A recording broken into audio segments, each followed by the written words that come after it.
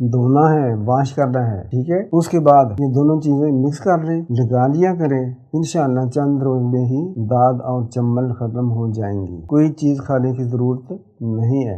یہ اللہ کریم کی بہت بڑی نعمت ہے، عطیہ ہے، اس میں شفا ہے۔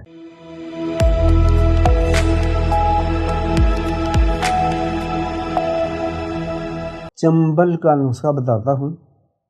السلام علیکم۔ کہ بھیڑ کی اون لینے، یہ ضروری نہیں کہ کالی بھیڑ ہو، سرخ بھیڑ ہو یا وائٹ ہو، بھیڑ ہو اس کی اون لے لیں، اس کو جلا لیں، راکھ بن گئی۔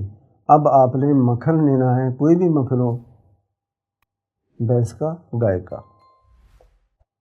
وہ تقریباً آپ 1 چھٹانک لے لیں، 2 چھٹانک لے لیں۔ اس میں آپ لیں یہ جو راکھ ہے یہ ملانی ہے، لیکن پہلے آپ نے مکھن کو 101 دفعہ ٹھنڈے پانی سے دھونا ہے، واش کرنا ہے، ٹھیک ہے۔ اس کے بعد یہ دونوں چیزیں مکس کر لیں، لگا لیا کریں، انشاءاللہ چند روز میں ہی داد اور چمبل ختم ہو جائیں گی۔ کوئی چیز کھانے کی ضرورت نہیں ہے۔